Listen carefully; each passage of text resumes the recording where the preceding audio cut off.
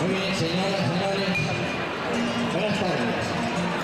Buen provecho a todos y ya he escuchado que la sabana estaba buena. Yo creía que era mi plato solo, ustedes también. A continuar. Muchas gracias. Bien, hoy que estamos conmemorando la batalla de Covadonga y también, lógicamente, la Santina de Covadonga. Ninguna duda que en aquellos años pensar en lo que hizo o lo que hicieron los cántabros de Asturias, conociendo lo que es Covadonga, veis una verdadera hazaña. Una verdadera hazaña. Todos decimos que los árabes no estuvieron en Asturias. Sí, señor, estuvieron en Asturias. Llegan aproximadamente en 710.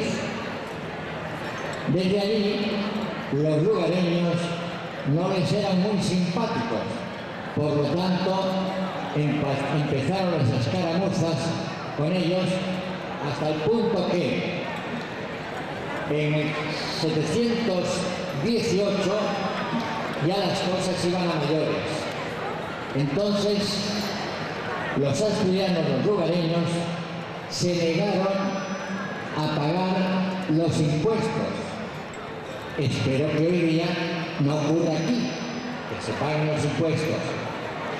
Pero el emir, equivalente al gobernador Munuza, que era el gobernador de todo el norte, que estaba en el León y también en Gijón, compartía la gobernación, pidió a Córdoba que le mandara un ejército porque estos revoltosos en Oviedo no los dejaban tranquilos y además que se veían problemas económicos porque no pagaban los impuestos.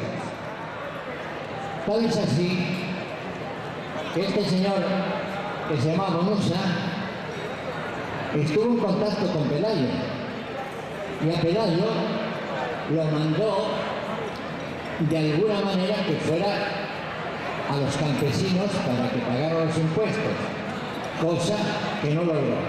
Además, Pelayo se entera que hay una reunión en Cangas de Onís de todos los lugareños y automáticamente, en lugar de recolectar impuestos, lo que se hizo fue un poco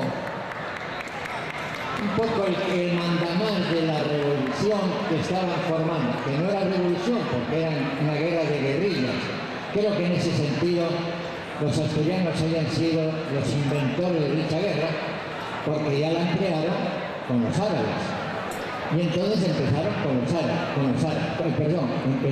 los romanos.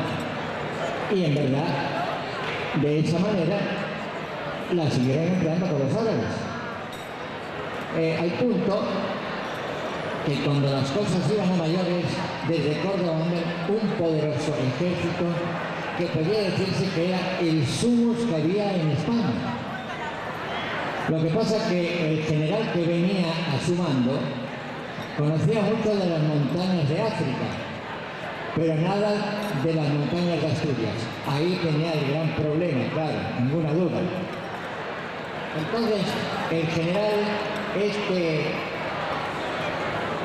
Alcama, que era famoso ya, lógicamente, en África, pero que desconocía lo que era Asturias, se encontró con esa resistencia que lo fueron llevando poco a poco hasta esa apéndice que es la entrada a Covadonga. Y allí, con un ejército pequeño, muy pequeño, nada que ver con la cantidad de árabes o de moros que llegaron, ahí se empieza la verdadera resistencia. Pelayo, con unos 50 o 60 hombres, se refugia en la cueva de Covadonga, que por eso estamos tan ligados a la Santina. Y allí, parece que muy devoto, muy devoto que además cortó unas ramas de roble, hizo la cruz y con la cruz le mostraba a los árabes que con ella iba a triunfar. Y además de esa manera los asturianos también luchaban por la cruz de Pelayo, porque la santina en la cueva les estaba ayudando. Se dice que los 60 asturianos que había en la cueva apenas ya tenían víveres, por lo tanto la pasaban muy mal, pero lógicamente con lo poco que tenían para comer y lo que encontraban en el campo pudieron sobrevivir. Indudablemente que por eso festejamos estos 1287 años. Tenemos buena memoria, ¿verdad? Bien. Entonces, pero está ligado lógicamente a la santina. Nosotros prácticamente hablamos de la batalla de Covadonga, pero no podemos dejar de hablar de la santina de Covadonga, porque es nuestra patrona de los asturianos, sí, pero la patrona que yo creo que es más patrona de los emigrantes.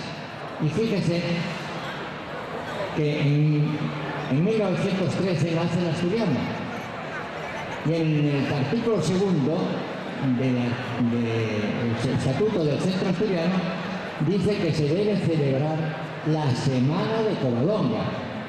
Y si Dios quiere, la hacemos hasta ahora y la seguiremos haciendo.